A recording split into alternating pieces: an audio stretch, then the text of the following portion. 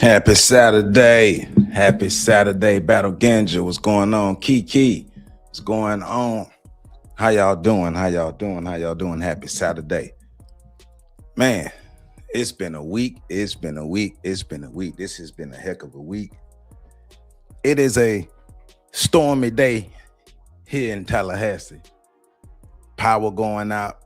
All types of stuff happening, man. So yeah, just letting y'all know early. Power's been going out, all types of stuff. It's a stormy day in Tallahassee, but we here. Show must go on. I got to run my show. I got to talk to y'all. So power have been going out. So hopefully the power don't go out during the show, but stuff is happening and all this stuff here. But we here. It's Saturday.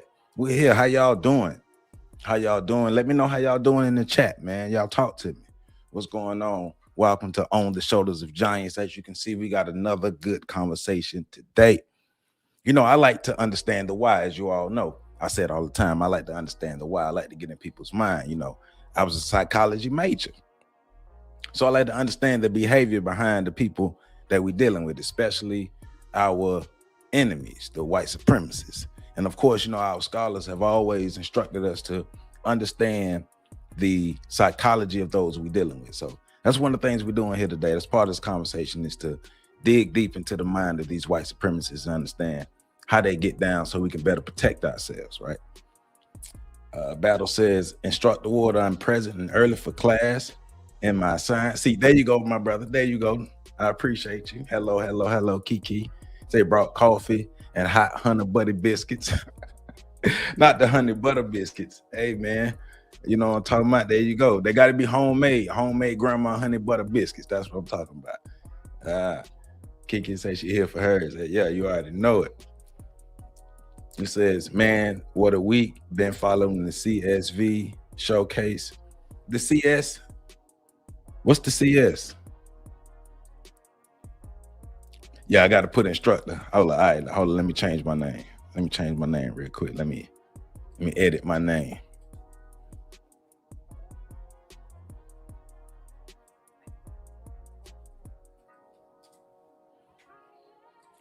Bam, there we go for the day. Instructor Joseph Ward. We in class today. All right, we in class today. Class is in session. Let's do this. We got a good show. We got a few videos that we're looking at. Like we'll say, we're getting into the mind, we're getting into the psychology of racist white supremacists, former KKK members, neo-Nazi members, all these different people who represent these groups.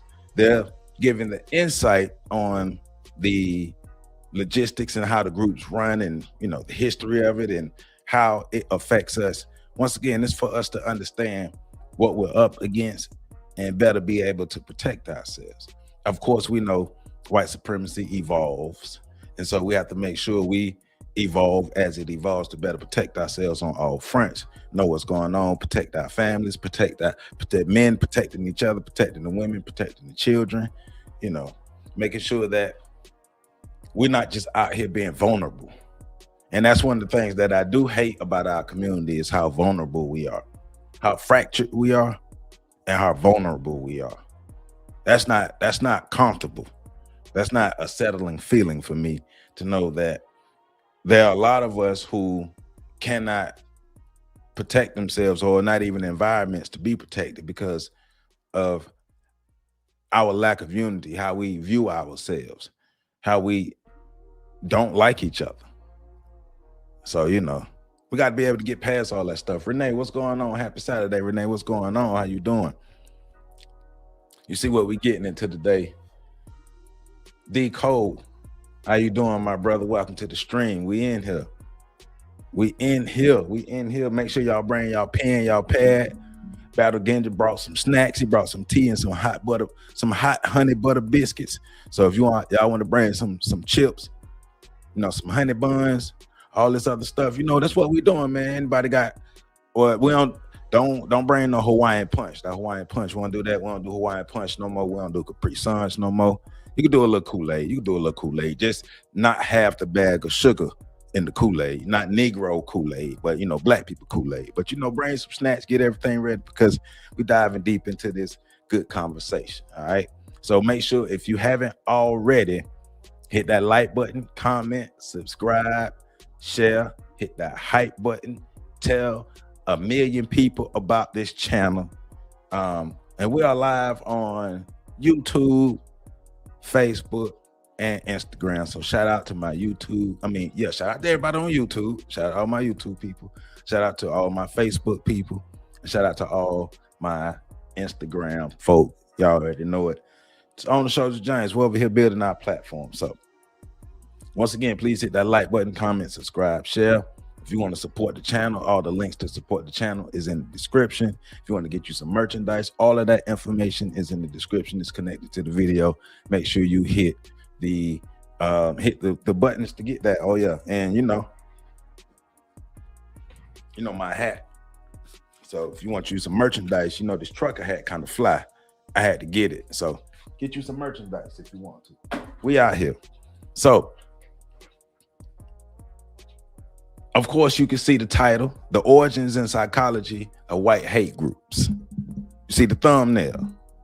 So, of course, we're dealing with a subject that many people are uncomfortable talking about. But this is stuff that we run to because we want to know. We're going to examine the history, the psychology, the motives, and the modern reality of the Ku Klux Klan, neo-Nazism, and other white hate groups in America. And before we begin, let me say this clearly, real clear. This conversation is not about fear. We don't do no scared business over here. Like Lennox told Buns and that scene in Belly, we don't do no scared business over here. All right? No scared business. So this is not about fear. It's about awareness. It's about understanding. It's about reality.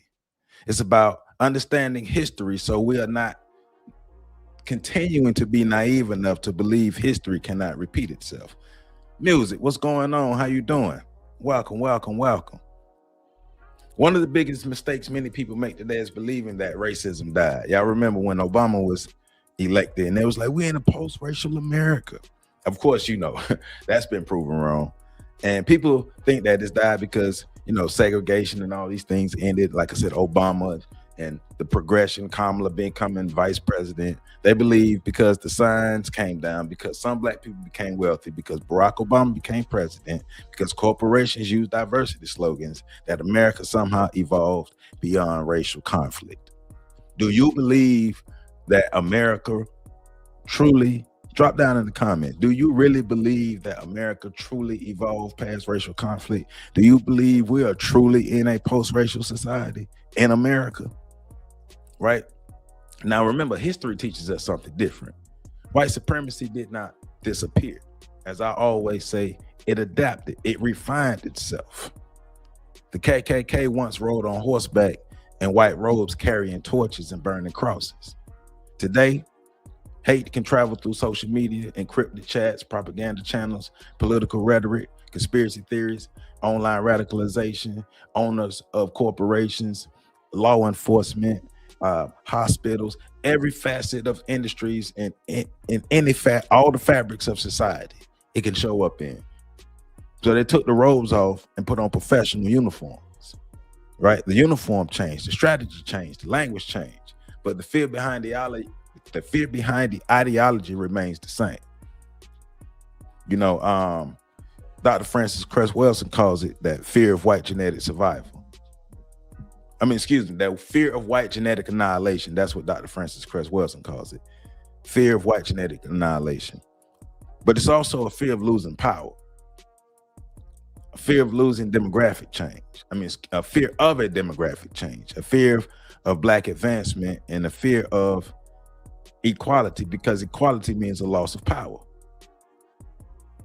Yes, our mission is to gain power, become powerful. All groups of people, your mission should be to become powerful. Now, how you use your power,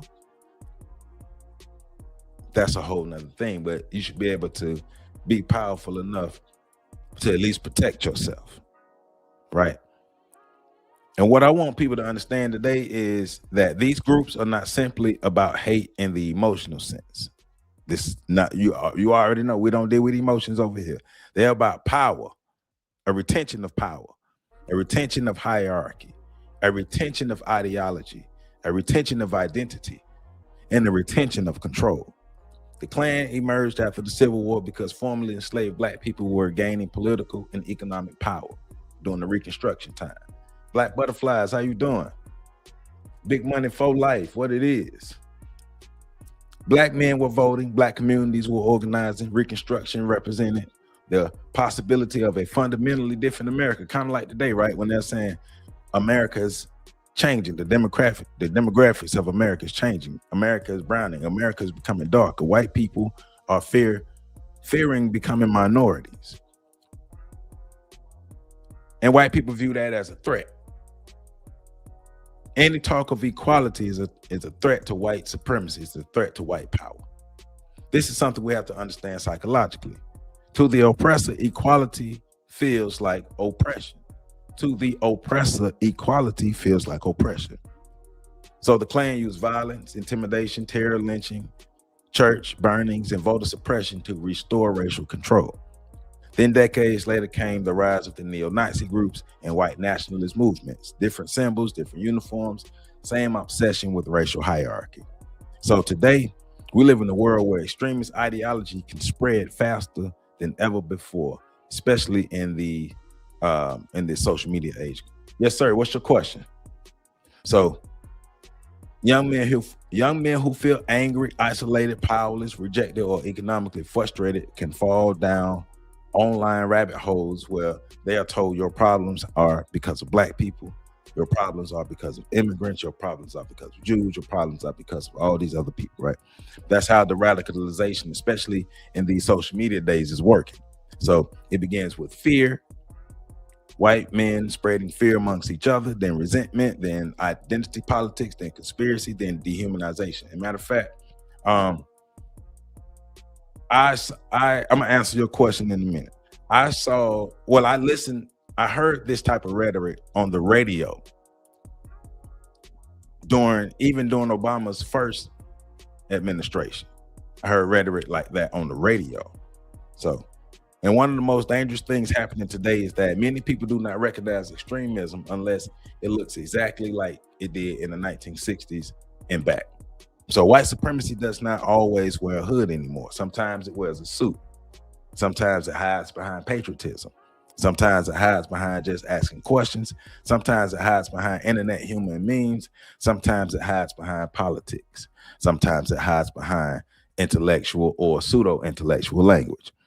So that's why this broadcast matters, because if black people convince ourselves, or if we let others try to convince us that racism is over, while hate groups continue organizing, they continue recruiting, they continue adapting, then we are choosing comfort over reality. And we know a lot of black people have chosen comfort over reality.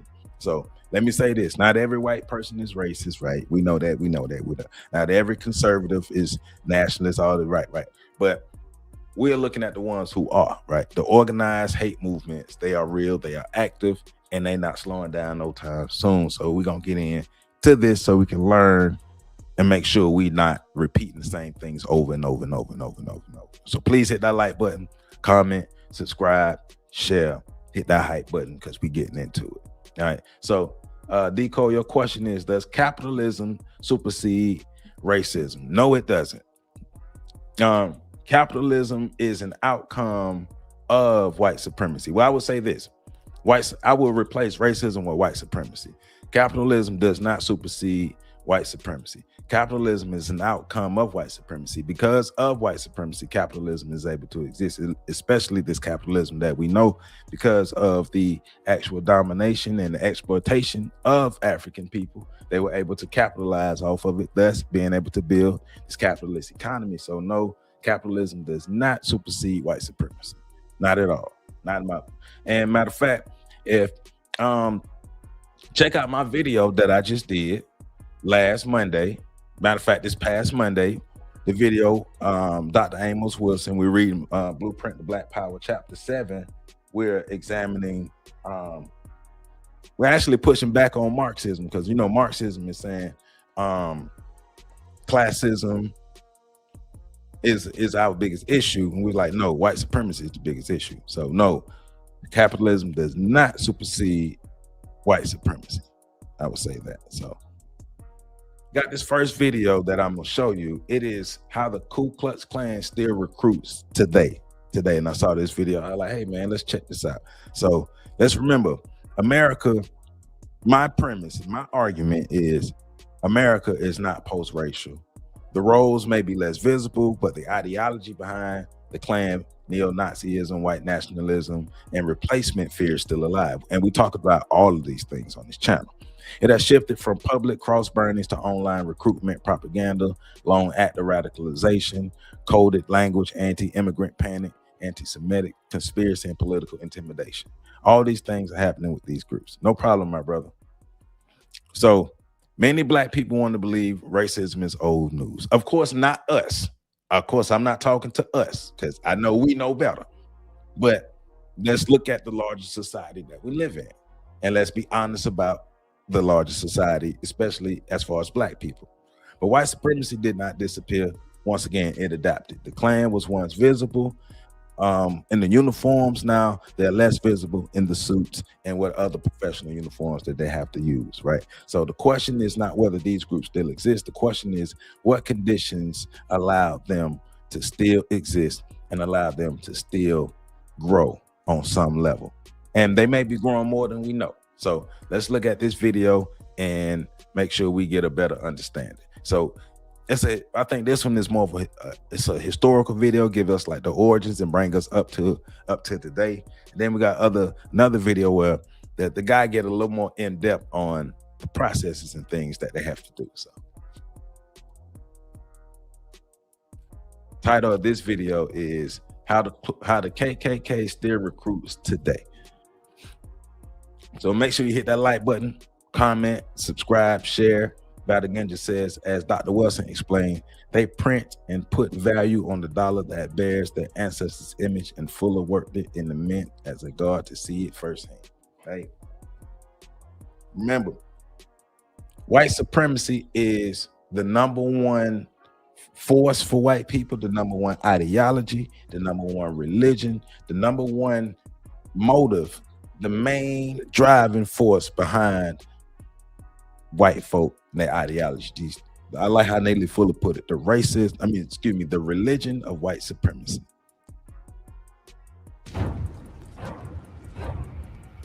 The Ku Klux Klan is the most notorious white supremacist group in the world. But how did it grow to such large numbers over the last 150 years? How has the Klan continued to be a malicious force in American society? And what has been its impact? Nowhere else in American history is such terror so widespread without organization. It was war between North and South. The Klan is the oldest terrorist group in the United States, and in a sense, really the original one. The initial Klan was set up very privately, the most secret of secret organizations. The Ku Klux Klan is a peculiarly American phenomenon, but hate and white nationalism is an international one. Right. How big is the KKK today? And is it still recruiting members? The Ku Klux Klan was born. And remember, with this history that the Klan has, it still has not been truly designated the way it needs to be as a terrorist group. And of course, we know why. Because why would they designate themselves as a terrorist group? Remember, they replaced they put these on behind closed doors, but every day they dress like the everyday people that we see and we encounter at our jobs and all this stuff. Born here and thrives here. I didn't say thrived, I said thrives here. The advantage of having a secret society is that nobody knows what your numbers are, nobody knows where you are. I think the Ku Klux Klan will be with us as long as we have people with hate in their hearts. And I think the real threat from the white supremacist movement probably takes a different form today. And is America heading for a new race war? You cut off its head, you think it's dead, and eventually it grows another head. These are folks who have kept away from the cities, who want their countryside preserved. They endlessly see an invader, and they endlessly see that any change, whether it is with a flag or a law or a custom, will endanger them. We have always had political extremism of one stripe or another, but never in such a kind of criminal form as we see it in the Klan. The Civil War has never ended. It's still the fight that America fights for its own identity. Southerners are still Southerners. They've been for hundreds of years. Northerners are still Northerners. What saves us are all the new people who come and keep between us. We go inside the KKK today to reveal the truth about the most infamous white power group in the world.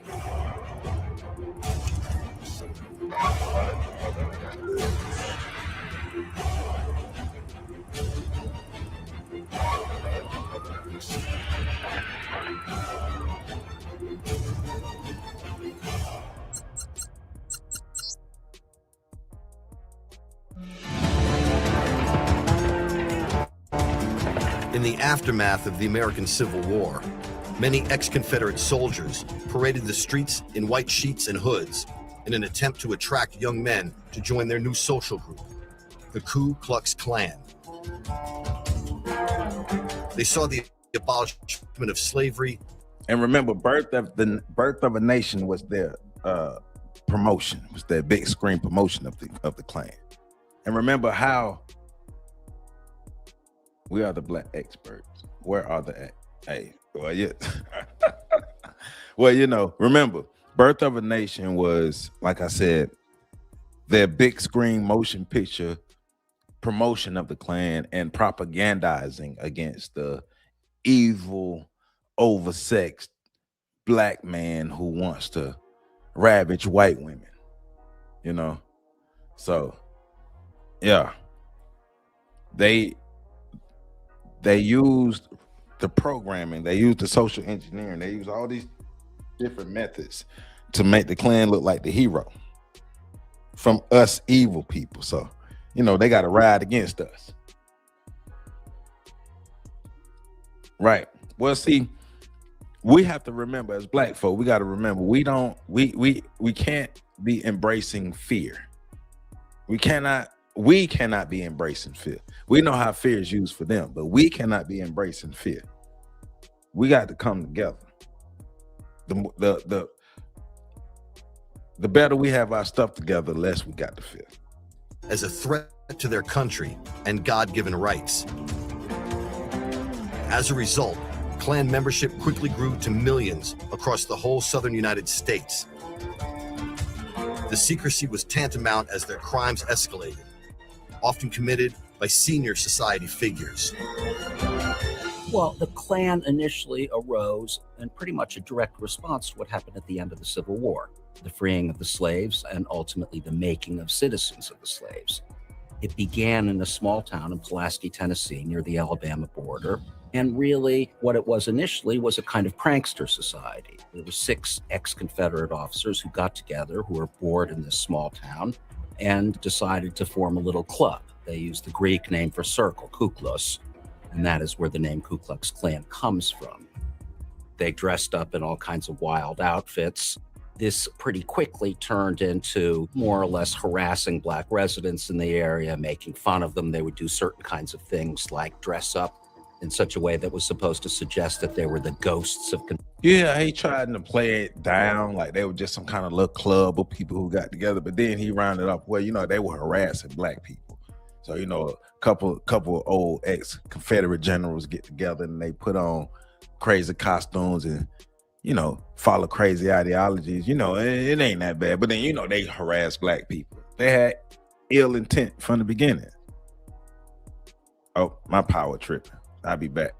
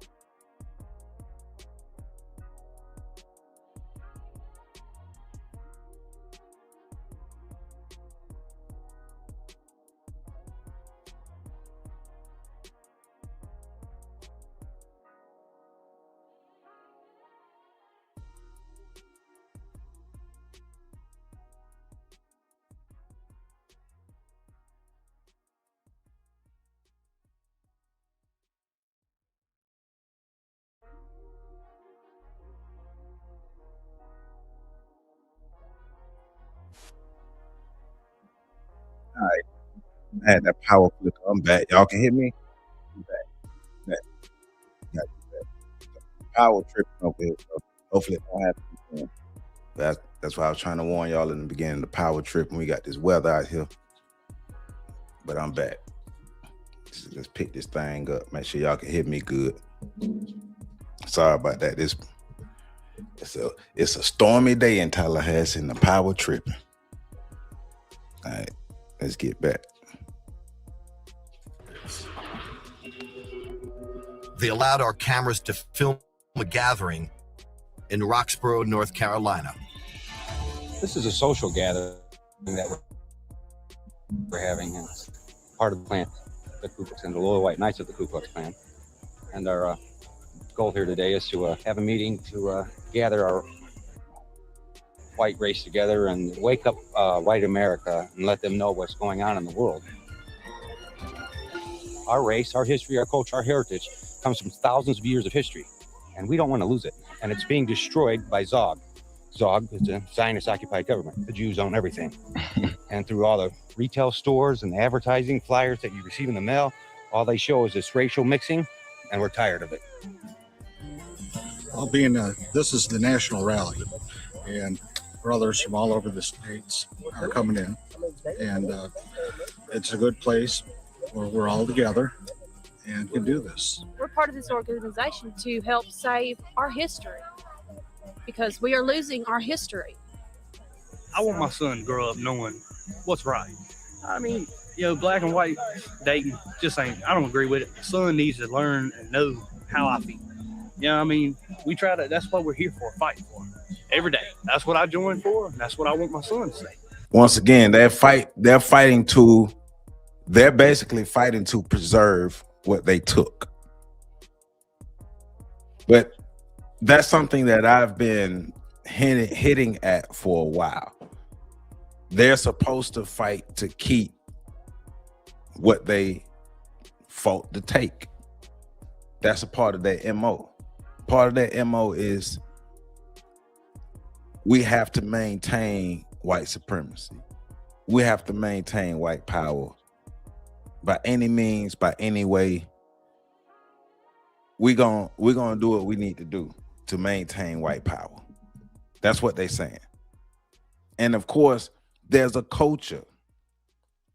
If there's that's why I love the way Neely Fuller put it. There's the religion of white supremacy. And that religion also encompasses a culture.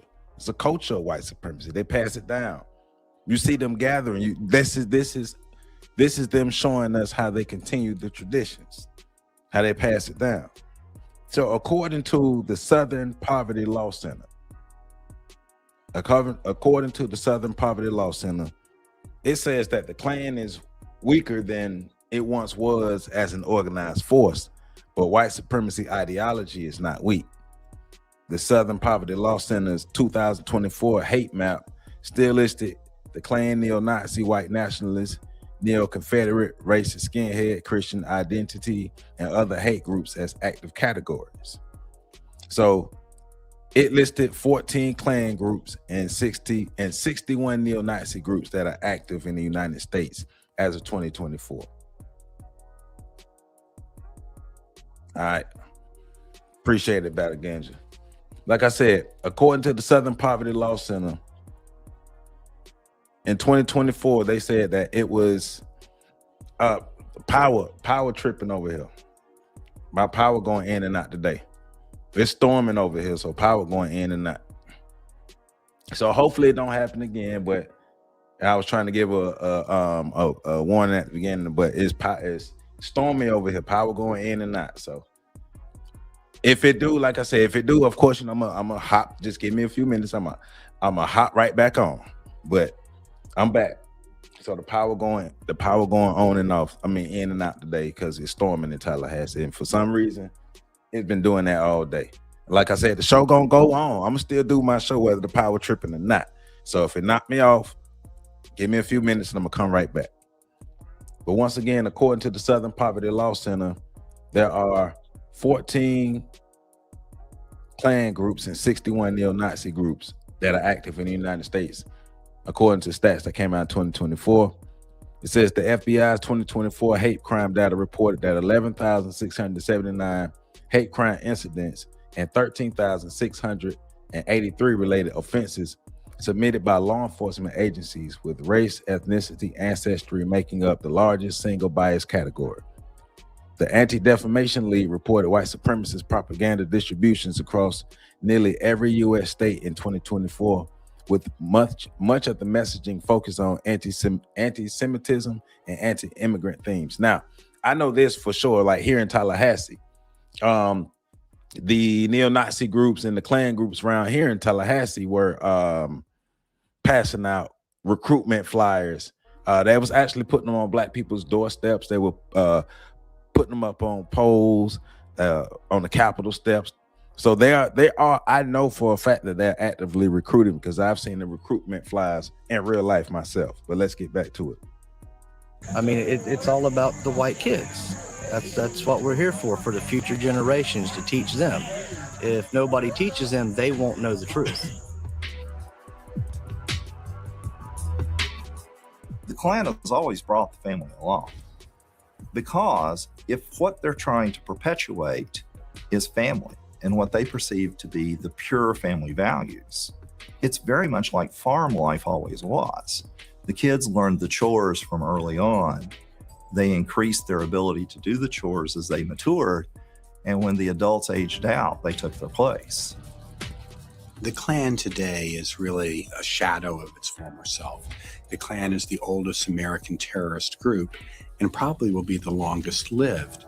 But many people in the white supremacist movement today would rather identify with something that maybe had a more modern air to it. A different kind of white nationalist group, like the National Socialist Movement. So although the Klan is kind of falling on hard times, there are probably 70 chapters, 23 or so different organizations, all fighting amongst themselves, maybe 4,000 or 5,000 Klansmen. The white supremacist movement is actually quite large.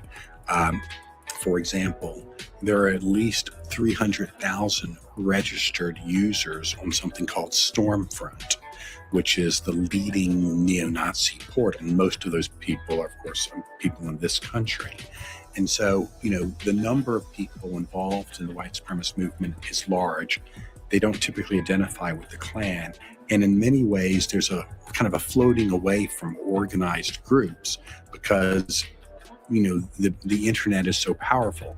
I don't have to go to a Klan rally. I don't have to go to a cross burning to get my fill of hate. I don't need to go into a meeting to get my racist views validated any longer. I can get them validated, just sitting in my pajamas at my house. Dylan Roof was someone like that. The Charleston shooter is kind of radicalized online.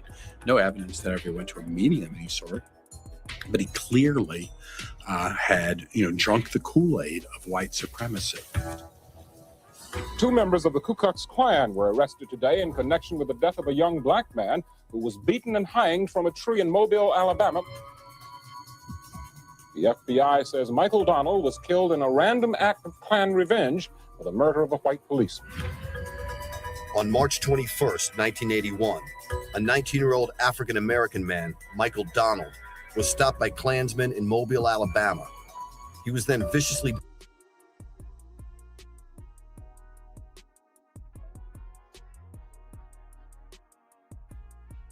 Is anybody else seeing stream unavailable? Can you all hear me?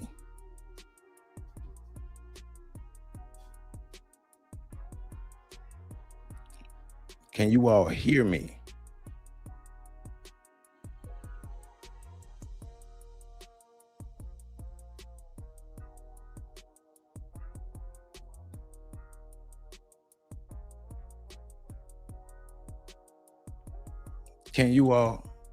Can anybody hear me?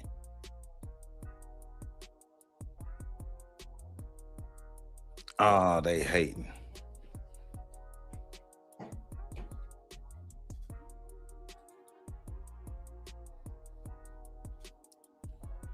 Oh, come on, YouTube. That's what we doing.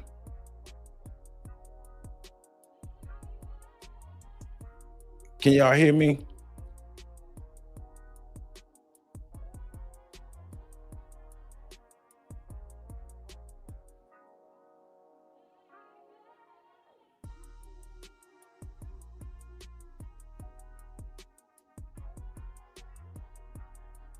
What you mean stream is unavailable?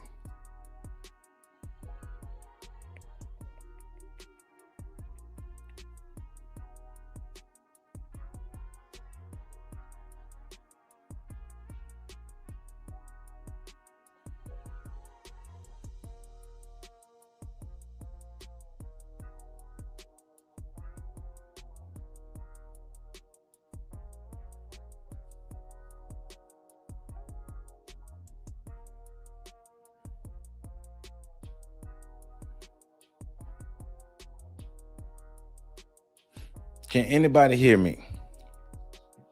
If you can hear me,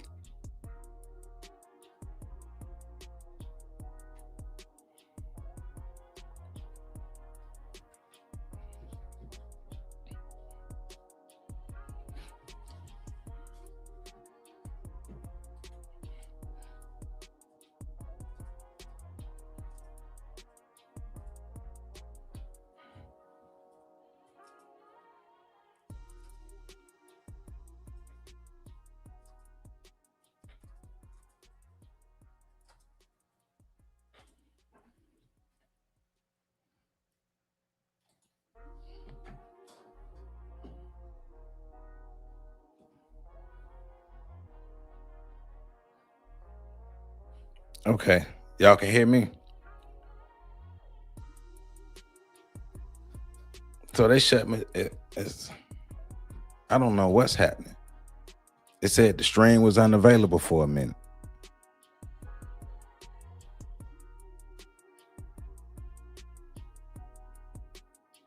I saw that. It said the stream.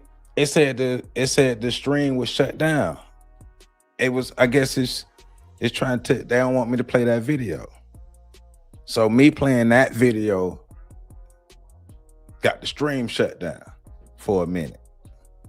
YouTube tripping. Come on, man. How's my stream? It had to be the content, but this is a video that's already on YouTube. Oh, come on, YouTube. Come on, YouTube. How y'all tripping on this video that's already on YouTube?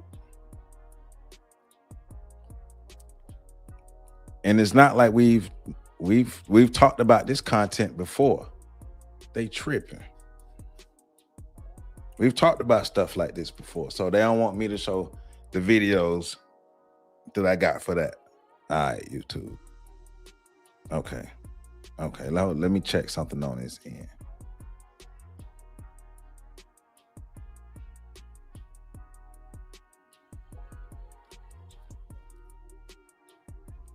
Yeah, I had to keep refreshing on my end. Once I kept refreshing it, what I was looking at, then it finally came back. Oh, okay, YouTube. I see how they doing. They don't want me to play the videos. All right, YouTube. Okay. Yeah.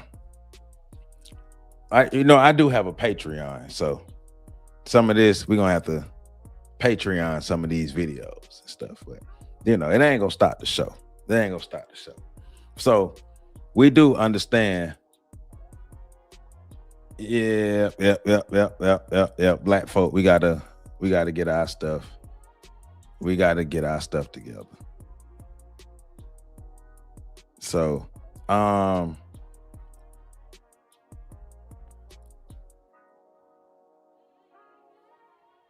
what is this? So according to the FBI, I got FBI 2024 crime data.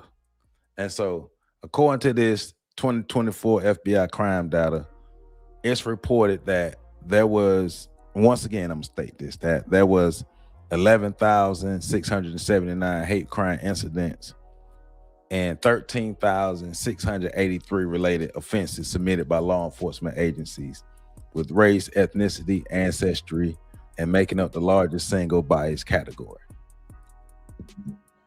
So the ADL, once again, the Anti-Defamation League, they reported white supremacist propaganda distributions across nearly every U.S. state in 2024, with the messaging found everywhere. So it says the original Klan emerged after the Civil War, as they were showing in the video, as a terror arm against black political power. Black people were building power during Reconstruction. They came on the heels of Reconstruction to curtail black power. They didn't want black people. They didn't want black people building power. They didn't want black people moving forward, moving in unison. They didn't want black people working together. They don't want black people knowing the truth. As we can see, right? So I do have, I'm curious because I had some other videos. I don't know if they're gonna trip on those videos, and I don't want them to shut my stream down again. But we do know that it was political warfare that they was using against us, because they wanted to stop black voting. They wanted to destroy Reconstruction. They wanted to punish black independence. They wanted to intimidate the white allies. They wanted to restore white control. Right. Well, they wanted to make sure that black power don't exist. They wanted to make sure that no power is built, because there was a time where black people was in some way working together. Black people was in some way building for each other.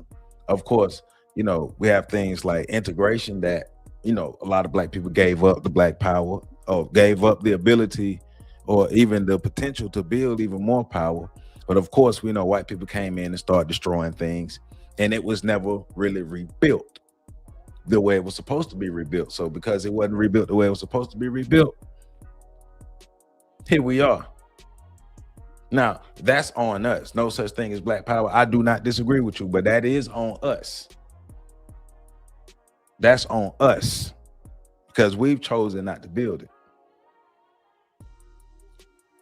So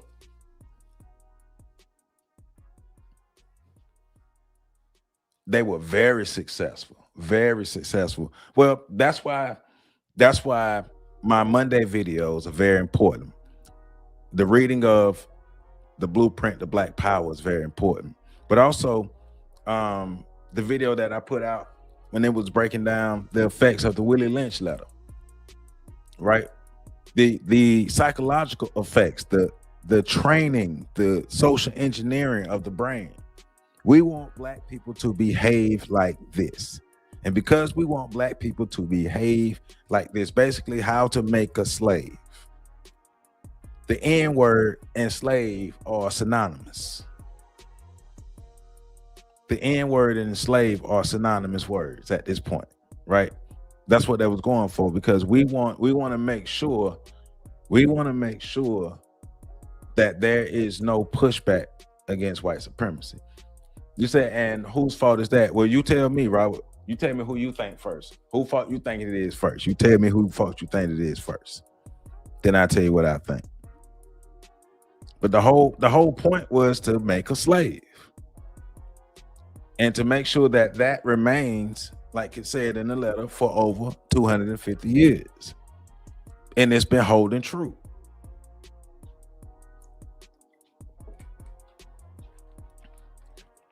They wasn't dominating just to give it up. They were dominating to continue.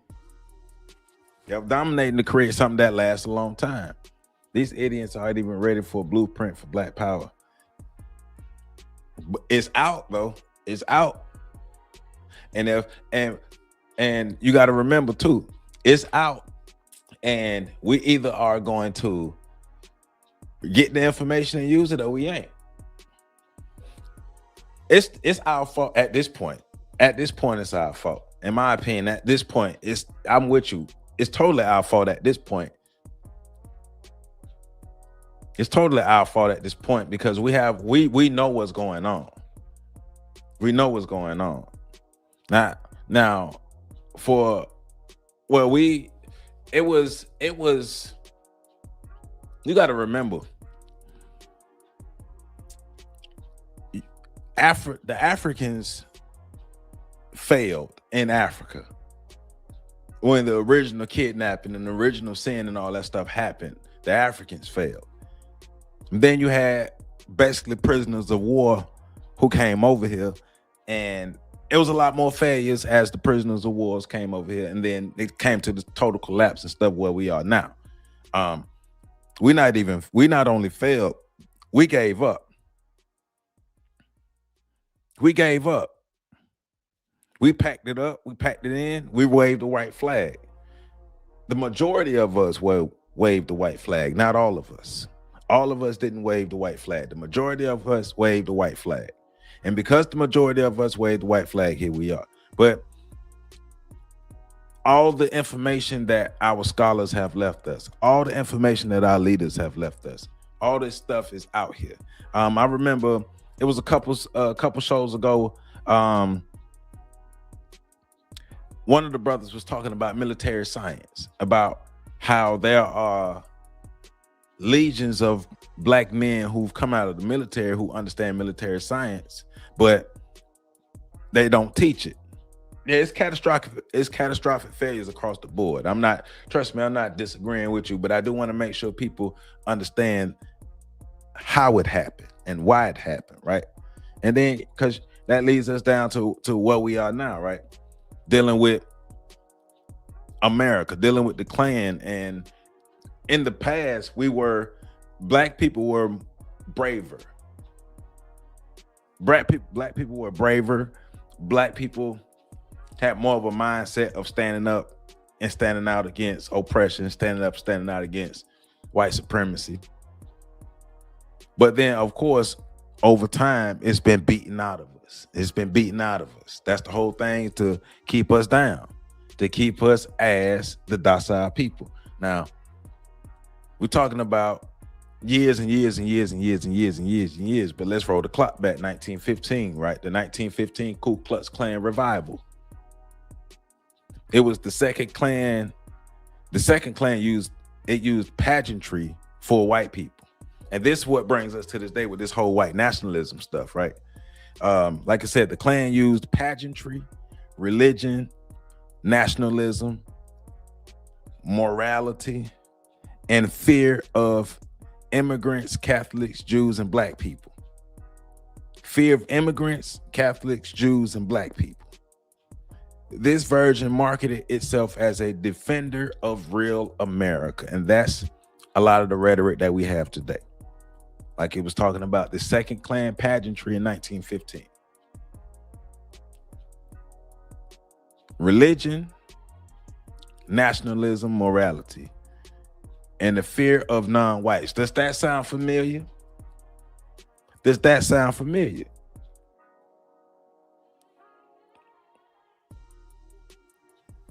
White Christian nationalism is based in this. Of course, we know it has some other ingredients as well, but this is one of the ingredients for white Christian nationalism. It's a defender of real America, because if you are not down with white Christian nationalism, i.e., if you're not down with strengthening and pushing forth the system of white supremacy, then you cannot be down for the real America. You can't be down for the real America. You say we keep making the same theotard, metaphysical, philosophical, delusional, superficial efforts versus white people don't use those methods as primary, but as fail-safe for their feeble. Right, but well, it's the same thing as you made me think about this thing here where they want the young athletes to boycott going to schools so they can say that that's going to have a pushback on the political landscape. We do. And matter of fact, to your point, Batter Genja, I was looking at something the other day, and it was criticizing how black people are still using the same tactics from the 1960s that barely worked. We're in 2026 and still using same tactics, same strategies from the 1960s. In 2026, it's not the same issues the same way. It's a whole different environment. We haven't learned, and that's the whole problem with all this. That's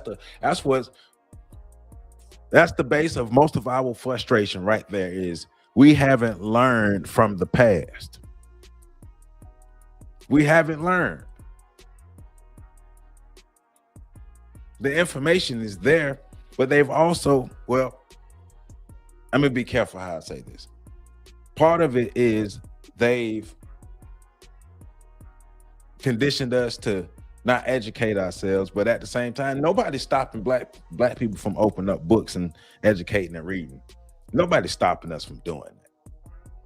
No matter how much another group can tell you that you're not good enough, you're not smart, it's still on you to break free of it and for you to shape your own destiny for yourself. And nothing's keeping black people out of libraries.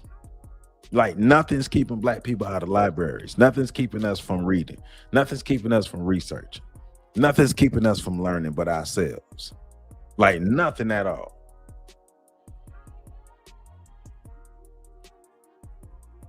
But we haven't learned. That's why I don't have a blueprint for Black Power next to me today, but that's why I keep pulling out my books over. That's why I keep them over here handy so we can know, man.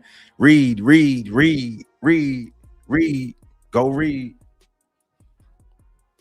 It says white supremacy has many disguises and they change positions, just like Neely Fuller and Dr. Francis Chris Wilson said. What's up today's is down tomorrow. The rules are constantly changing. Yes. It's constantly, the system of white supremacy is constantly refining itself. It's looking at the landscape.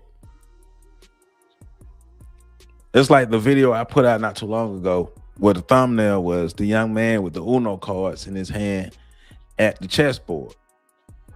What are we doing? What are we doing? All right, so we're moving from the 1915 Klan revival to the Civil Rights Klan era. And the Klan violently resisted integration, of course, because it was also forced integration, but they resisted integration, they resisted voting rights, they resisted black organizing, they resisted civil rights. They used bombings, they used assassinations, they used threats, they used intimidation, all that to keep Negroes in their place. So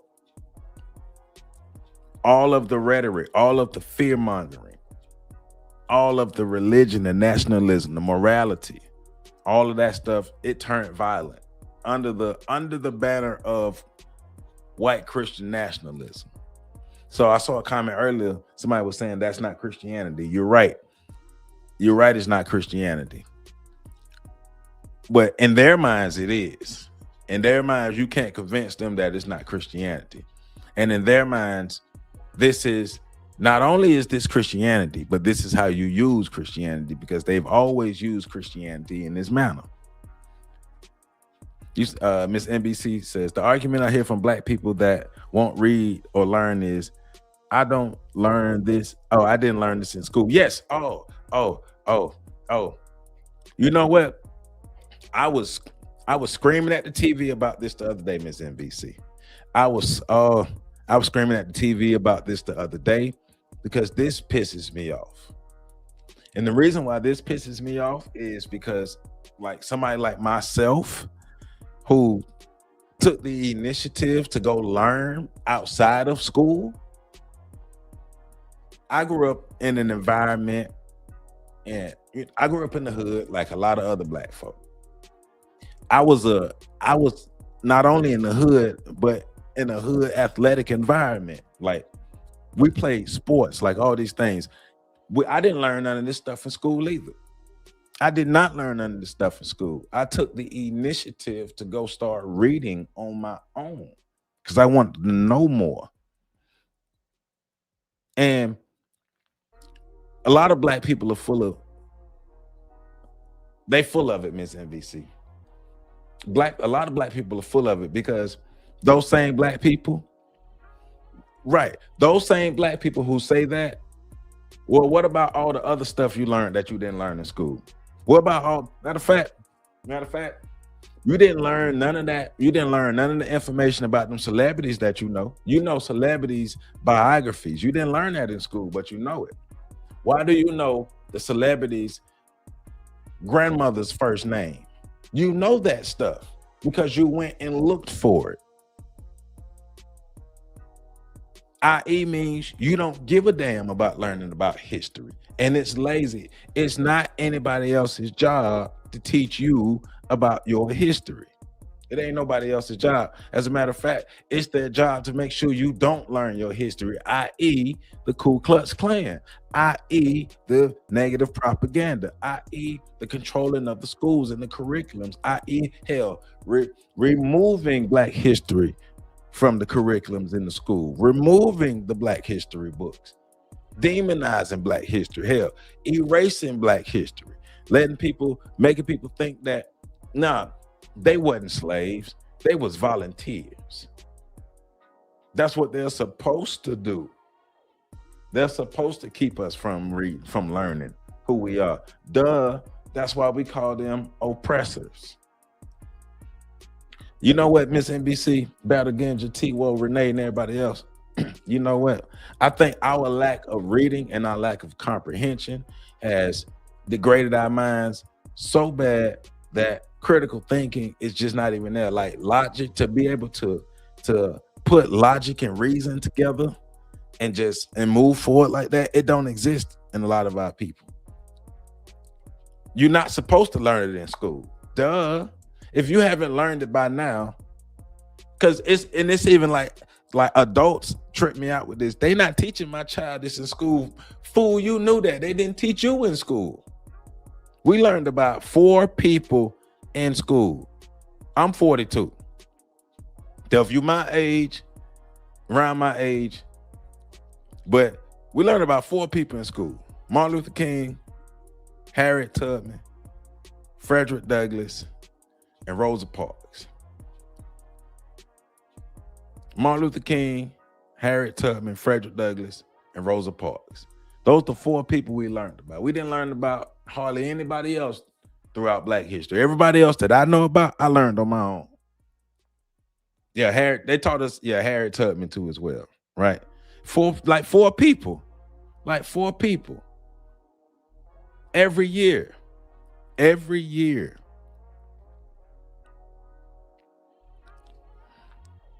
So yeah. But what we are doing now is doing the job of the Klan and all these white supremacists for them by our backwards behavior and our resistance to learning the history of our oppressors, learning how our oppressors actually get down, how they really think, how this country was really formed, the reality of America, the reality of our position in America. A lot of Black people really don't realize how on the bottom we are as a collective. Your individual position may not be there, but as a collective, Black people, we're on the bottom.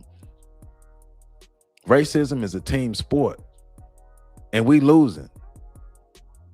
It's the 4th quarter. Now it's 2 minutes left in the game.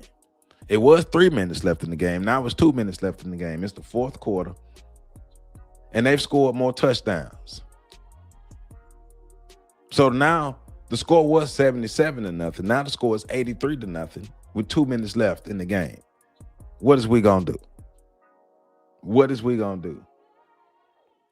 Renee says, I'm 66. I told someone to go to the library and they weren't interested. Man, these kids, so shout out to all the parents who read to their children, who've been reading to their children, and you've helped your children get interested in books. So your child just had a natural interest in books, and you take them to the library and you help to cultivate and nurture that thirst for knowledge, that thirst for reading. Shout out to all the parents who do that. Shout out to all the people who do that. Y'all the real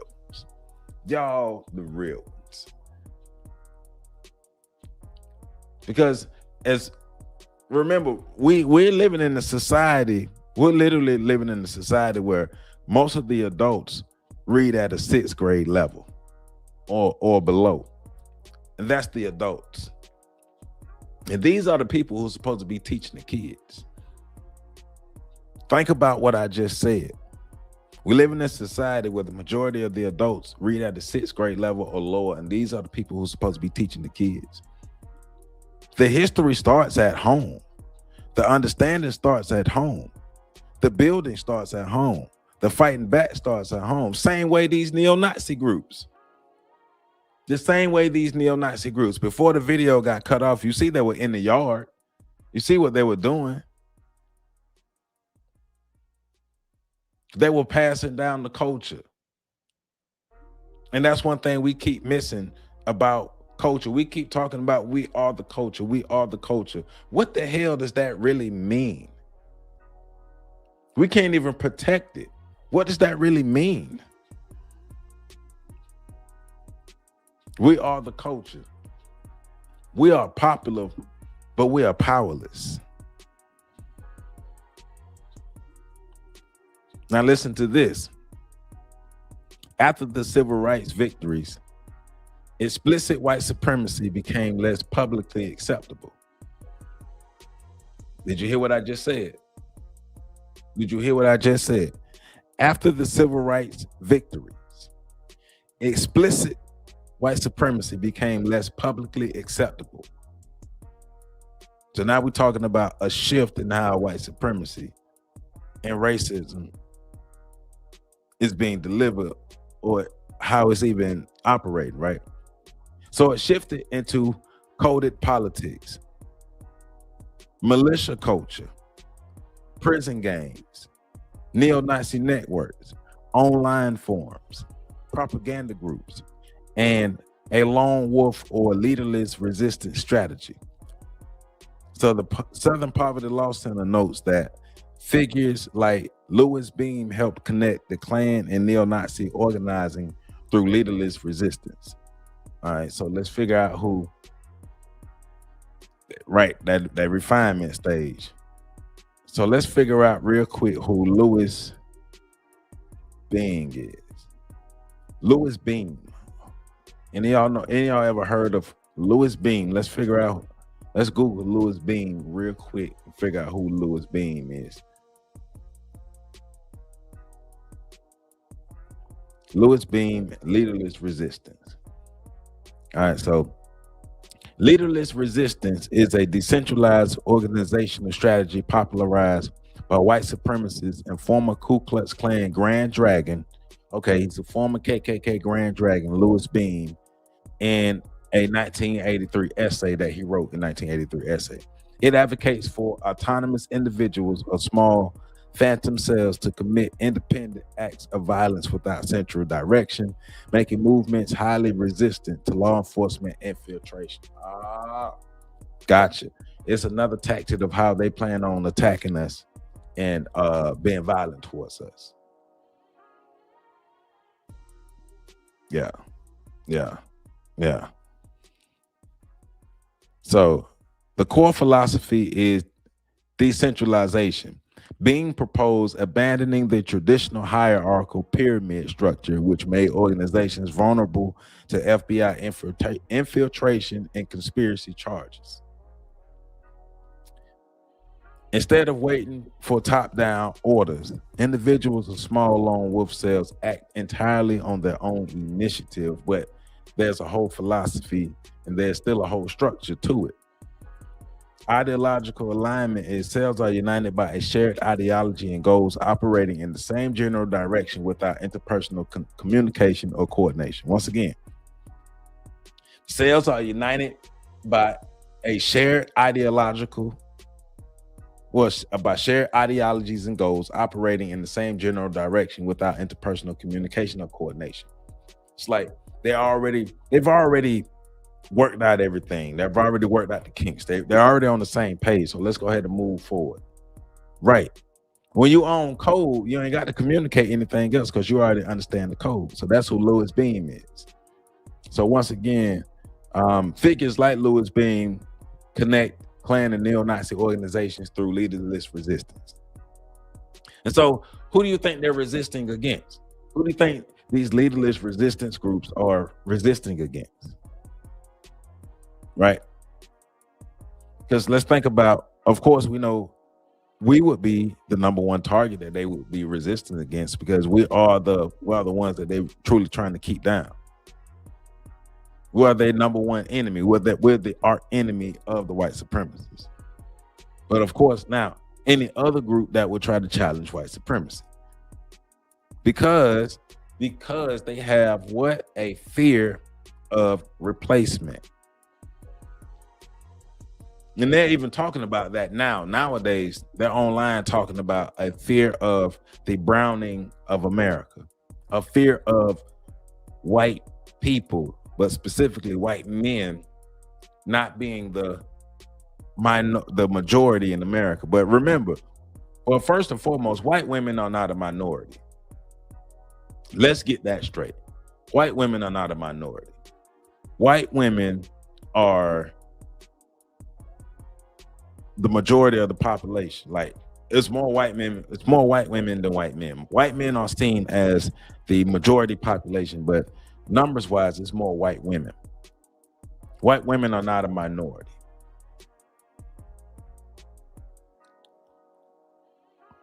And white men have been crying about losing power, losing position, losing the ideology of being the majority. They've been crying about that.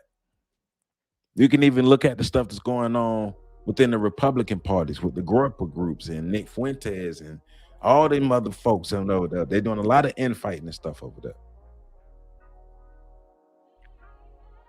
There's a fear of replacement, like the video that we did on the guys who are building their own all-white community over in Arkansas, in the Ozarks in Arkansas. Their fear of replacement.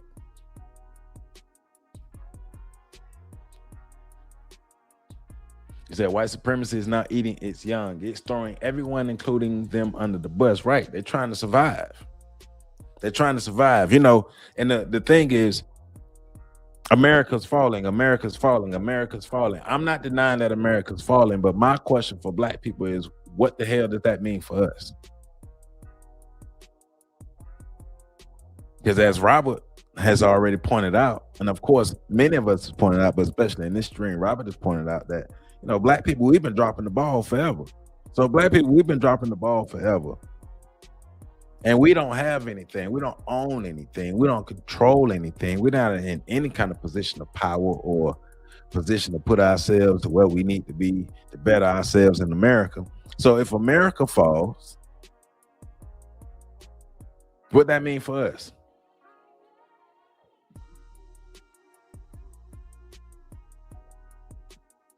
We already used the term. We already used the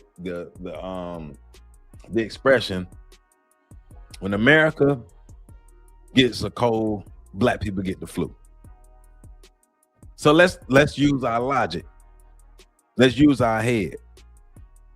If when America gets the cold, we get the flu, what does that mean to us if America falls? Now, until then, their greatest fear is the replacement theory. They're really restructuring amongst the AI shift. AI is the emergency scramble switch for the new racial economic confusion. Right. And remember, back in 1996, Dr. Claude Anderson told us that these new groups of young racists will be worse than the ones before them. I remember arguing with a lot of people back in the days who would try to tell me that these new groups of young white kids will be less racist. And I was like, why? The culture and everything is still passing down. Why would it get better? Things aren't getting better. They're more afraid of losing than now. So that's why we're starting to see a lot more of the actual in-your-face violence now. So I would like to know how the East Indian has been co-opted by the white supremacists, because that is what I see happening right now. Oh, that's easy. That's easy. All groups of people who come to America or engage in white supremacy or engage in the realms of white supremacy, they job for position. So it's about white proximity. In their minds, the people who have the closest proximity to whiteness have the closest proximity to resources and access to things. And if they can get as close to white supremacy as possible. So the question would be, were they co-opted by white supremacy or were they recruited by white supremacy? Because it's kind of like the same thing that I did last Saturday when we was talking about the Asians and this wedge theory thing, because the Asians are now coming out saying, well, the white supremacists told us that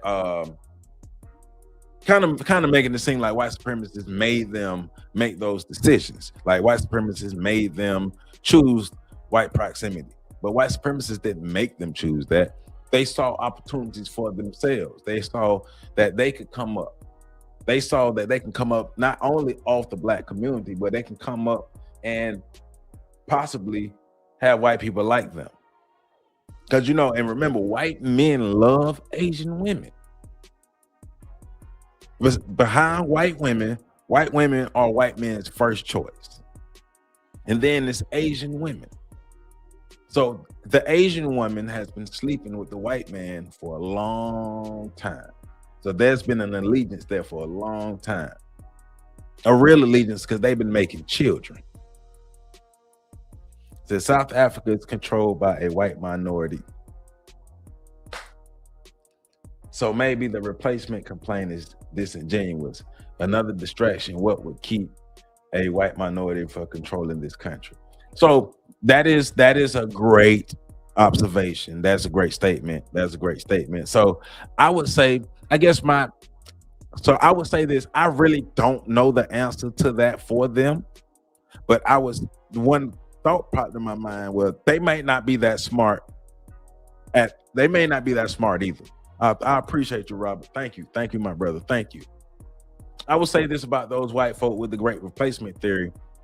I wouldn't consider them as the white people who at the top of the ladder. They may not be high in the hierarchical ladder. They're the ones who may not understand that a small minority can control a great majority, because remember, in order for the system of white supremacy, thank you, that's a great point, T-Wo. In order for the system of white supremacy to exist anyway, remember, a minority does control the majority. White people aren't the majority of the world. They're the minority of the world. So you are right. A minority can control the majority. Maybe they just not that smart. Now, I will say I don't fully know the answer to that for them, but maybe they just not that smart. Maybe they just not that sophisticated or educated or strategic in their thinking to move that way or to even think like that. Yeah. So no, but that's a good question though. That's a good question to put out there, right? But look at this though. At the center of the belief is that white people are being replaced, erased, outsmarted, humiliated, or conquered. We do know that's a part of it, that they believe that other groups are coming in and being able to do better than them. This turns equality into a threat. And of course, no group of people who are in a dominant position wants to be equal to a group that they subjugated. What was the point of dominating them if we're going to give them the means to be equal to us? Black progress is a threat to white power. Black progress is a threat to white power. Remember that. That's why they work so hard. Everybody like to talk about Black Wall Street, Tulsa. Black power is a threat to white progress. It's especially in areas where white people ain't progressing.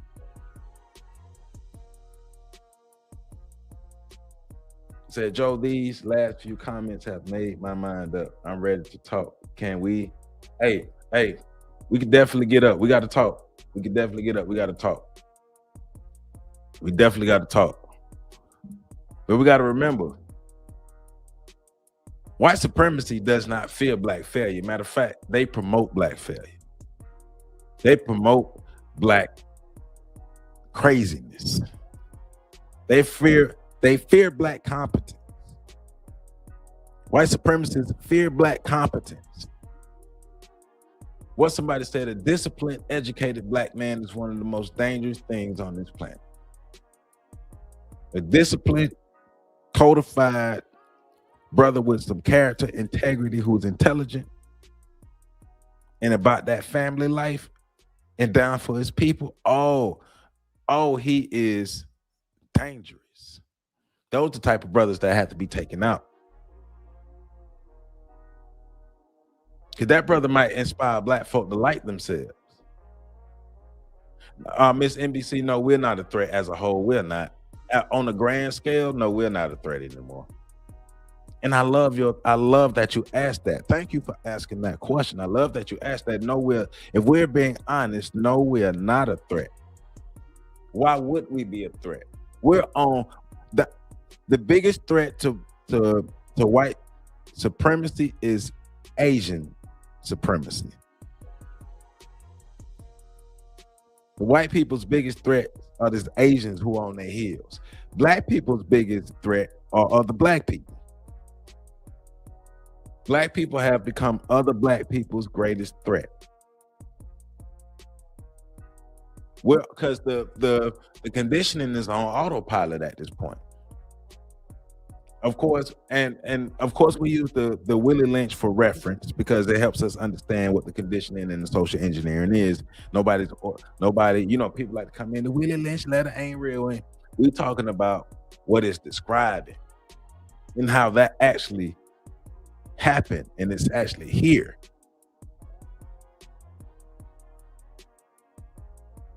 So black progress is what they fear. Black incompetence is what they promote. Shout out to Sexy Red. Shout out to all the crazy stuff. Hey, remember, Megan Thee Stallion and Klay Thompson, their relationship is important to us. We should freak out over Megan Thee Stallion and Klay Thompson because their relationship is important to us. The most important people for us to support in our community are our celebrities. Hey, this Usher and Chris Brown concert out here. Beyonce got a concert. So we must, you literally have people sacrificing relationships, whatever the nature of the relationships, but people are actually sacrificing relationships to idolize and worship celebrities. And these same people will tell you that they're Christians too. But they idolize and worship celebrities. But that is by design. That is what the white supremacists want us to do. That is what we're supposed to be doing. Idolizing and worshiping the wrong things. Paying attention to the wrong stuff. Because remember, they fear black competence. They fear black political power. They fear black people being unified. They fear black folk being codified. They fear black population growth. I'm gonna come back to that. They fear black confidence. And they fear a black refusal to obey. The black population growth, that's a part of our strategy. That's a part of our confidence and our competence. Why the hell has our population remained pretty much stagnant my whole life? There you go. Yes, Miss NBC. Our population has been stagnant my whole life. We haven't gotten past 15% of the population my whole life. I'm 42 years old. Black people self-deletion in various forms. Us self-deleting ourselves in various forms. It's what we do. Say they have already taken them out. Look at what they are left with, the Omar Tariq. So Omar Tariq. What is that? Robert, what is that? The Omar Tariq. I'm not familiar with that. Collective military threat, no black people. I watched a brother allow two old heads to beat each other with bats and then attempt manslaughter when he could have stopped it when they were tired. Yeah. We don't, that's that collective vacant esteem. That collective vacant esteem. Going back, remember when we looked at the Julio Fulio trial. They see we're really about seriousness and seriousness about sillies. Silliness, right? Well, you know, Neela Fuller told us to stay away from the black folk. Stay away from each other. We're not doing anything constructive. If what we're doing together is not constructive, we need to stay away from each other.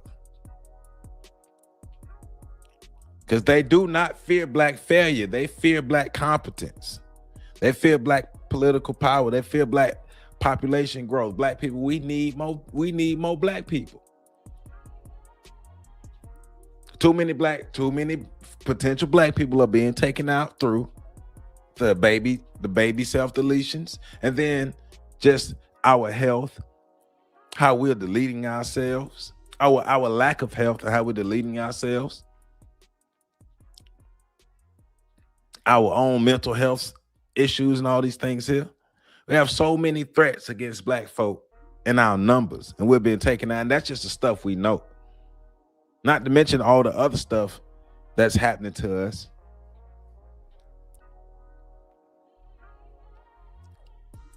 Now, look at this, or listen to this rather. For a lot of these Klan members, these neo-Nazis, these supremacists, for a lot of these people, they are drawn in to these groups when they feel, because it's like a gang, just like a gang. When they feel socially, economically, sexually, and culturally powerless, they looking for some kind of love. They're looking for something to make them feel like something. They're looking for something to make them feel good, like Halle Berry said, "Make me feel good." They're looking for something to make them feel good, right? And just like a gang, white supremacy offers them an identity. It offers them a feeling of being included economically, a feeling of being included socially, a feeling of being included in some kind of sexual manners or cultural. It gives them a feeling of power. Now I have access to power. Now I'm a part of power. So it's just like a conversation I heard the other day when black people are like, they don't understand how poor white people continue to vote against their interest. And I keep trying to tell them, that's because you don't know what their damn interest is. Because you think their interest is the same as yours. No, their problems are the same as yours, but their interest is not the same as yours. Because if their interest was the same as yours, they wouldn't vote against it. Their problems are the same as yours. It's like, we may be poor, we may be angry, we both may be lonely, we both may be unsuccessful, but you're not white, I am. And because I'm white, I have access to power, and you don't. So I'm not voting against my interest. I'm voting in my interest, but I'm voting against my needs. My interest and my needs are two different things. Yes, they're poor. Yes, they're living in bad areas and areas that ain't the best for them. But guess what? Their interest is maintaining the system of white supremacy. That's their interest. Their interest and their needs are two different things. It says many times they are forced into it, prison too. So what happens if one of us here decides to step up for the vacancy of black leadership? Well, you already know. I think a lot of us have stepped up for the vacancy of black leadership, but I think we need to reimagine. Like, honestly, in my opinion, before that person do that, don't just step up in that. Let's get some kind of codification going. Let's get some kind of strategy going. Let's get some kind of something different going in here. I think whatever the leadership structure that we have should come out of our code of conduct that we would have for ourselves. We can't have leadership without a code of conduct. And whoever these people are, or that individual who comes in this said leadership position, it will be a person who if something happens to them, or the structure of the organization, the structure of everything else is in a way to where if something happens to that person, the movement or whatever we pursuing can still happen. Because if we go about it the same way and no structure, no code, old school leadership way, when that leader is taken out, things go haywire. So if there's no structure, no code, no foundation to it, I don't think we should just throw that person out there like that. I do think we need to learn from 1960 tactics, but not use them. So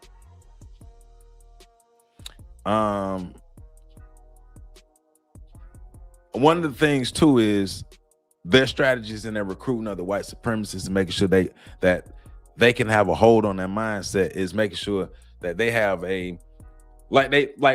it's funny. They blame us for having a victimized mentality, but they themselves have a victim mentality. White supremacists are the ultimate victims. So they blame black people, they blame all non-black people for their shortcomings in life. Remember what I just said earlier now. Their problems and their interests are two different things. So they blame black people, all non-white people for their problems, but that don't tap into their interest. So it's not necessarily the structure of white supremacy, even that, because you got hierarchy. I'm always talking about real white people versus the lower level white people, and there will always be lower level white people. There will always be rich and poor. White people was doing that to each other before the system of white supremacy became what it is, before racism became what it is, right? They've been doing that what it is. So basically they're scapegoating. All of their problems are because of black people. That's why they have the replacement theory. That's why they have to protect the system of white supremacy, because we are the source of all of their problems. If y'all didn't let those uppity Negroes come out here and do this, y'all keep bringing them Negroes in, y'all keep educating them Negroes, all these things. A confident, educated black person is their problem. It's dangerous to them. He said, can you look at the difference between mechanical and organic solidarity so people understand what we're looking at? Okay. All right. Hold on. Let me look that up real quick. What is the difference between mechanical and organic?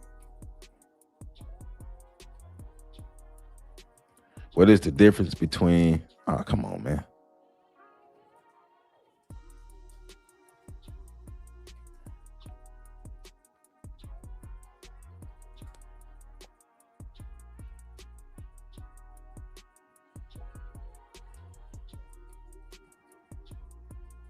All right, what is the difference between mechanical and organic solidarity?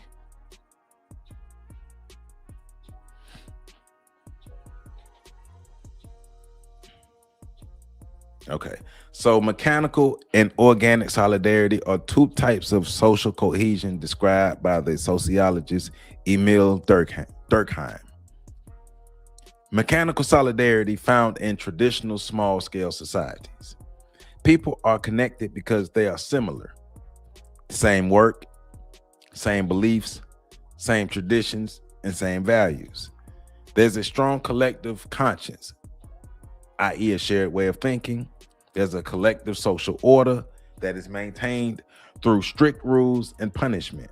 So an example is a rural farming village where most people do the same type of work and follow the same custom. Organic, so that is mechanical solidarity. Organic solidarity is found in modern and industrial societies.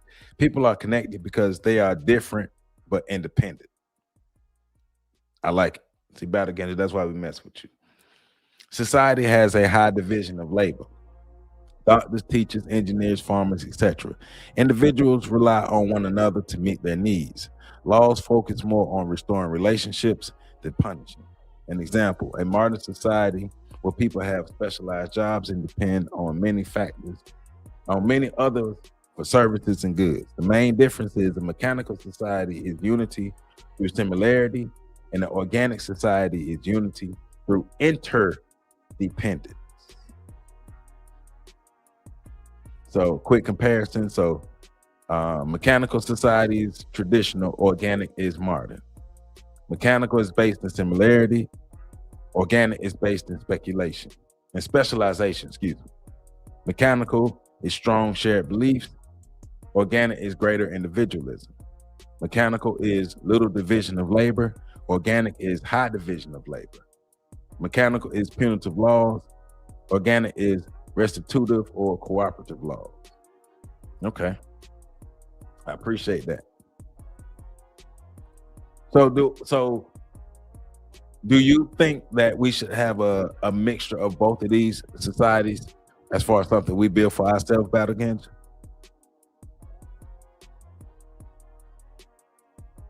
And you say white people move in the mechanical, we grow organically. So all right, so gotcha. So you're saying white people are more mechanical and we're more organic. All right, gotcha. White people are the mechanical solidarity, black people are the organic solidarity. Child of God says Europeans were colonized by Huns and Mongols. Their rulers created white to make the indigenous conquered Europeans feel like they were the same. Hey man, I appreciate that. Hey man, you need to put instructor by your name too, my brother. Put instructor by your name too. All right. So, hate groups, kind of like gangs, they offer community as well, right?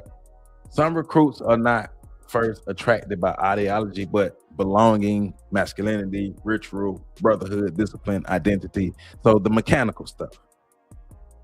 I appreciate that. So they brought in through the mechanical stuff, the mechanical societies, gangs, these white hate groups, they are mechanical societies. Their moral inversion is they convince themselves that they are the victims. Once again, like I said earlier, they are the true victims. That's why they're always walking around talking about black people are victims. They're projecting. Think about how many times you see white folk on these platforms talk about the victim mentality of black people.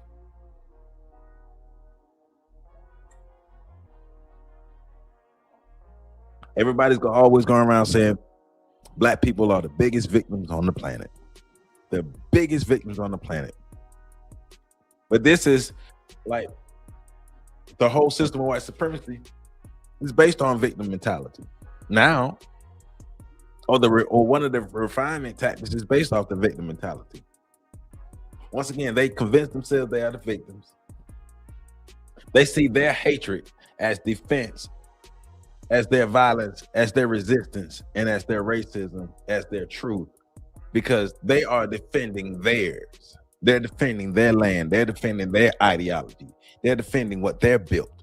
They're defending their America. They're defending their America. The projection. So next time y'all hear white people talking about black people being biggest victims, y'all remind them about their culture of victimhood. And they also have a conspiracy addiction. They have a conspiracy addiction, right? Neo-Nazi ideology especially depends on conspiracy. They think that the small hats secretly control the media. Well, we all think that they secretly control the media, banks, immigration, civil rights, feminism, LGBTQ movements, and the government. This makes facts almost useless because every contradiction becomes a part of the plot. But that's a part of the indoctrination that they will have for somebody coming into any of these groups. You have to fully indoctrinate them mentally on all levels to make sure that they buy in totally.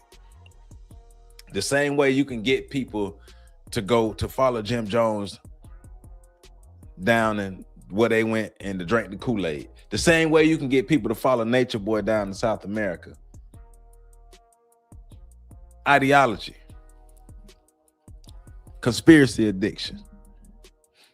In the future, AI and non-white people will be running and operating America, and white folks will be sitting home building wealth. Oh, hey, haven't they been learning how to do that since they brought us here? Big money for life. Big money for life. I like you, my brother. We cool, my brother. Ain't that what they've been doing since they brought us here? Ain't that what they brought us here to do? Yeah. Continue being their labor so they can continue making money off of us. Yeah. So they can continue making money off of us. It's a mechanical effort versus we have an organic effort. This is why they keep promoting organic grassroots organizations. That is code for keep them disorganized. Gotcha.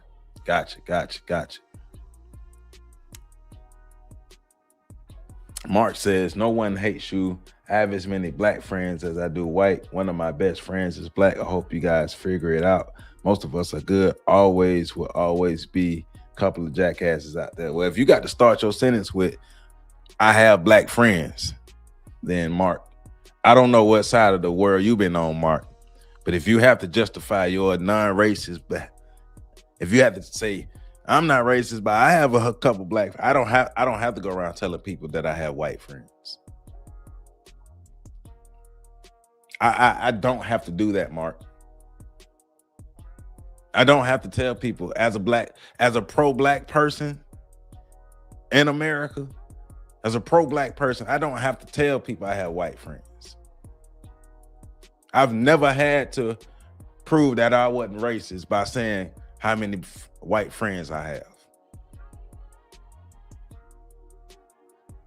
So yeah. So I'm sending this message through you, Mark, and to other white people. If you want to prove to us that you're not racist, prove it through your actions. Prove it through your actions. Prove it to us by being an asset to the black community and taking the actual stance against the system of white supremacy. But stop telling us how many black friends you have. Because that means your ass don't have no black friends. That's exactly what that means. When you come, I have 2 black friends. Your ass ain't got no black friends. Come on, stop it. You came and if you came over here with foolishness, you came to the right place. Because I was born in the foolishness. You might have adopted it, but I was born in the foolishness, my brother. So once again, that is whatever you had on your heart and your mind in that, you missed the mark. I have never had to tell people about the white people I have in my life. So yeah. The greatest state building achievement of foundational blacks was the True Wings Party of Liberia. African Americans being an elite of 102 years versus Obama for 8. Let me read that again. The greatest state building achievement of foundational blacks was the True Wings Party of Liberia. African Americans being an elite of 102 years. I'm confused. Help me understand, Nicholas B. Help me understand what do you mean by that? You're saying the greatest state building achievement of foundational blacks was the True Wings Party of Liberia. African Americans being an elite of 102 years. Help me understand. I'm confused on that. I'm confused. Break that down to me like I'm a 5-year-old. Break that down to me like I got a 6th grade education, please. I don't understand. I'm a little lost on what you're saying. The idea of you is dead without the solidarity of key imagination, battery starter, fuel pump, back. Hey man, yeah. It takes the whole. It takes the whole. Their motives. So looking at motives of the white supremacists, right? Before we start to wrap this thing up, the motives of the white supremacists, right? The maintenance of power. The initial motive of the white supremacists is the maintenance of power and to gain more power. Remember when we watched these movies about these world conquerors and all these people who want to rule the world? Well, that hasn't changed. It just evolved. Instead of an individual ruling the world, countries want to rule the world. There's also revenge, anger over a perceived humiliation of whiteness. White people perceive themselves as being humiliated. I guess every time they take some kind of minor whooping from black people, they take it to heart or whatever. I don't know. Recruitment, using propaganda to bring in alienated young men. So all those young white men who got issues, who got problems, they recruit them. Same way the black gangs recruit the young black men. And intimidation, making black, Jews, immigrants, Muslims, all other groups feel unsafe in America. Also political influence, pushing ideas into mainstream debates without always wearing the uniform. They took the uniform, they took the hoods off, and they're wearing everyday clothes now. It says, Battle Ganja says, Liberia is a reservation created by whites for Negroes that wanted to leave the mainland, and look at it now. Well, what's the constructive result of that? That's what I'm trying to figure out. That's why I'm confused. I'm confused. African Americans was given a choice to leave slavery and start a state in Africa. They did and ruled for 100, and they ruled. So what happened? What happened to their ruling? Why are they not ruling no more? And remember, like, white supremacy was alive and well in Africa at that time.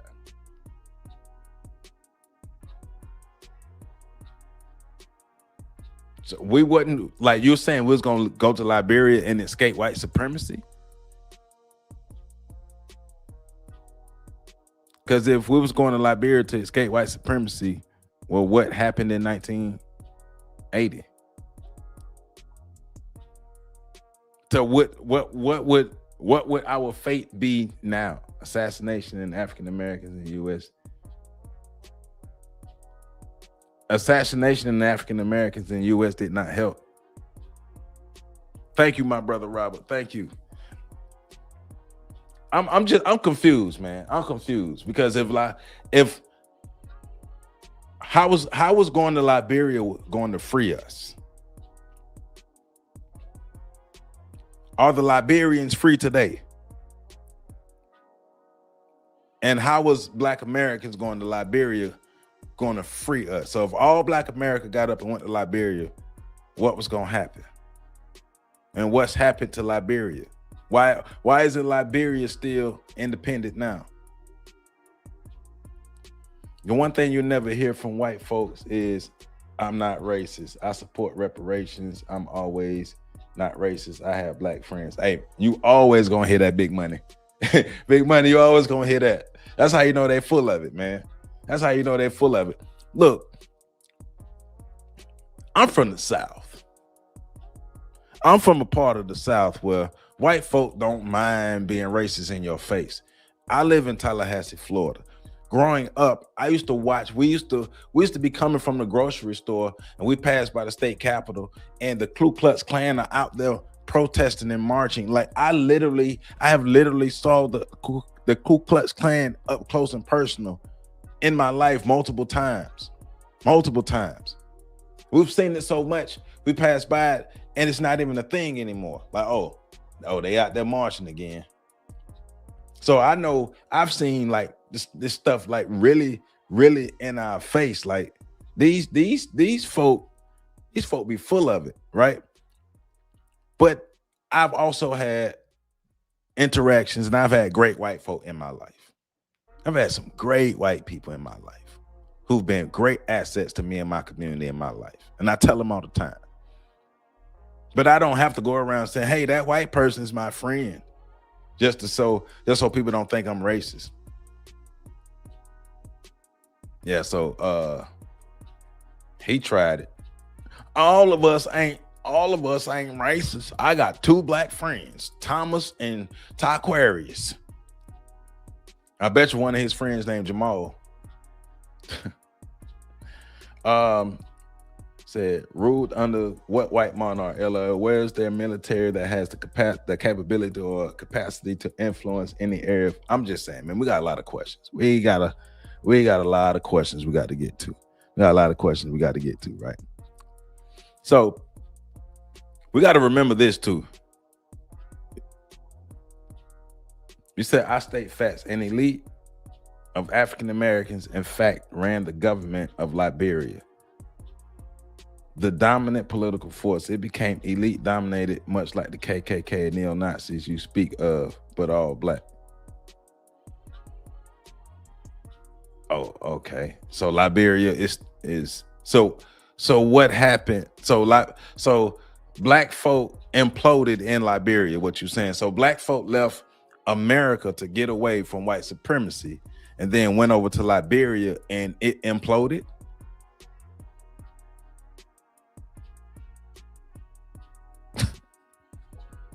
I'm just saying. So the elites, the best of the black folk left America, went to Liberia, and it all imploded on the black folk took that nigga shit over there. What you saying? So black folk took that nigga shit to Liberia and niggerized Liberia, and now because Liberia ain't no kind of power, no kind of force, no kind of nothing for the Liberians over there. I'm just trying to, you saying you state facts. So you were saying that the Liberians, the best of the black Americans took nigga shit to Liberia. Is that, in summary, is that what you saying? They took nigga shit to Liberia and fucked it up. And now Liberia is not even a thought in anybody's mind as any type of country with any type of power. I'm just trying to make sure we're trying to get on the same page. And remember, we welcome all type of disagreement. This is how we learn. This is how we learn. This is how we grow. They became the elite and kept control through nepotism. So what happened to so why didn't Liberia become better than what it is now? Is it because of the Negro stuff?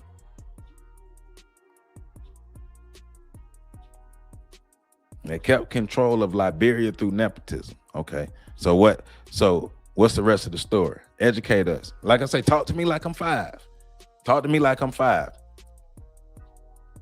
I'm not an expert on the history of Liberia, so talk to me like I'm 5. And as you say what you say, I'm gonna just repeat it back to you and see if it makes sense. But let's remember this.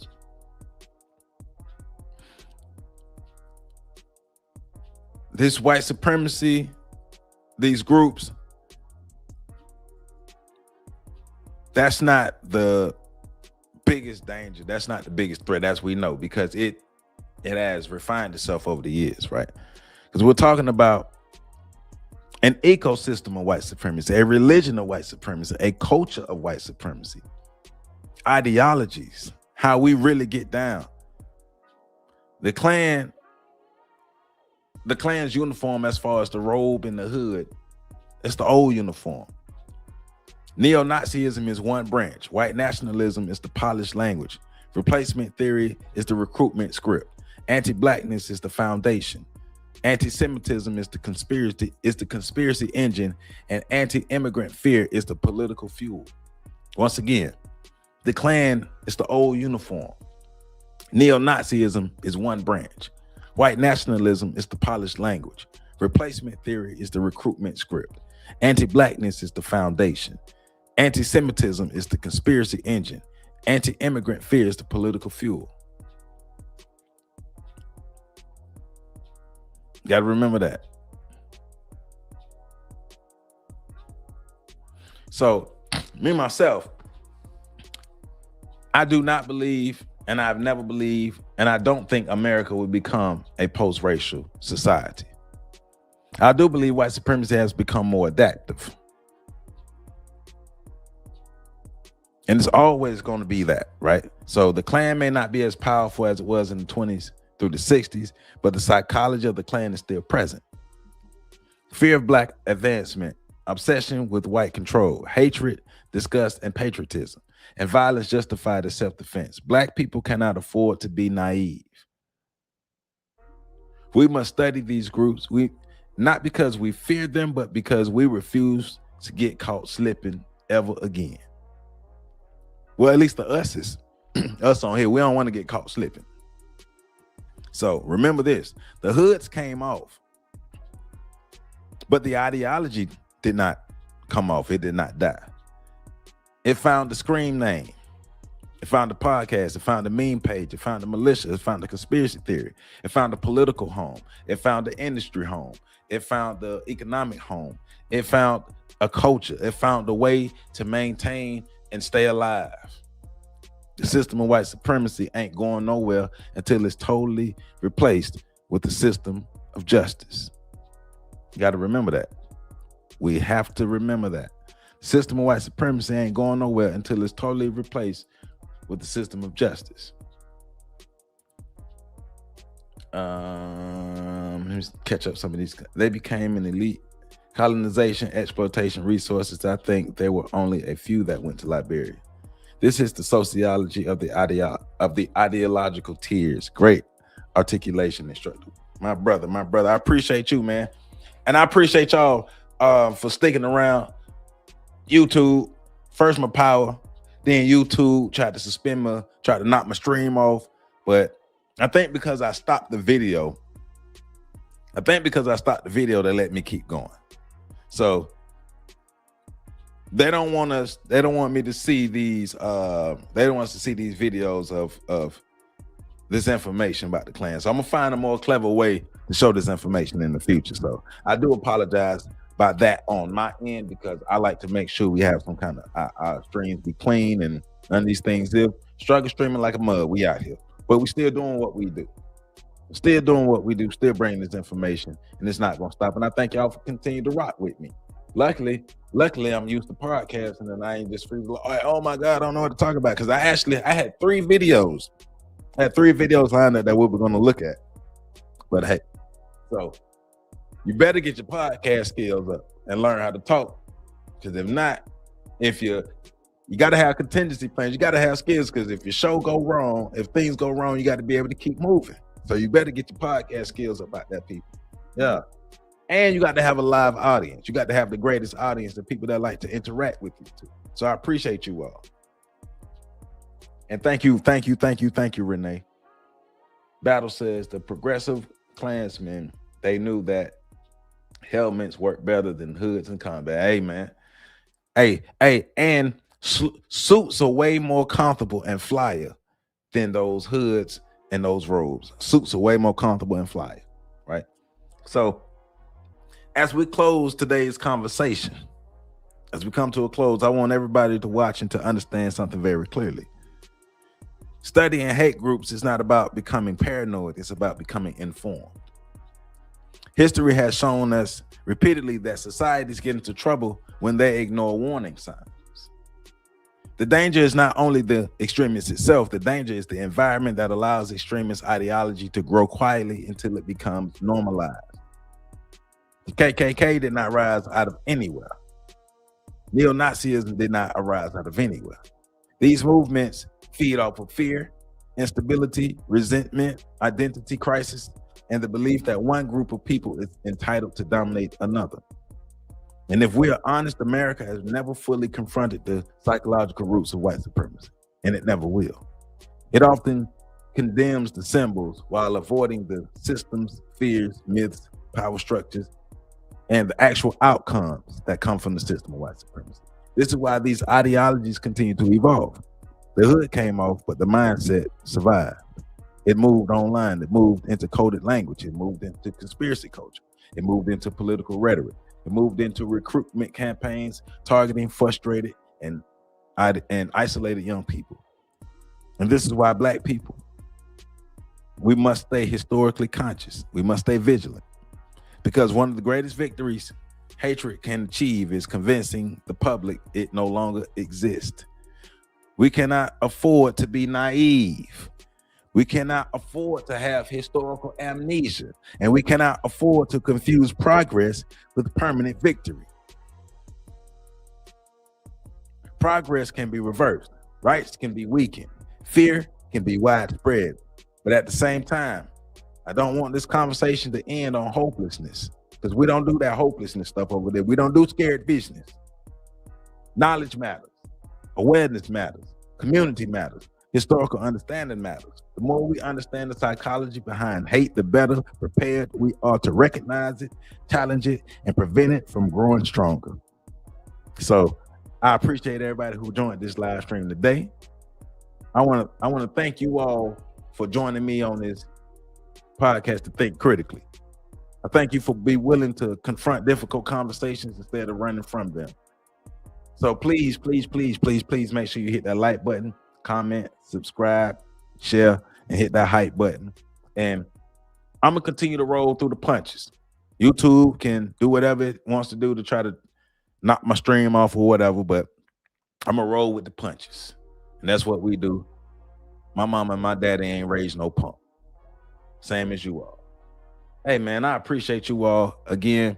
I'll be live again. You know, we come back on Tuesday going live. Got our Tuesday night live, our Wednesday night breakdown, and we coming back live, and I appreciate you all. And Miss NBC, you still got PC still blushing about you, Miss NBC. So you did something to my man PC, because in Miss NBC, you got PC blushing over here. So just know that. Just know that. But I appreciate you all, my beautiful black people. I love y'all. I appreciate the support. Hey, I'm just saying.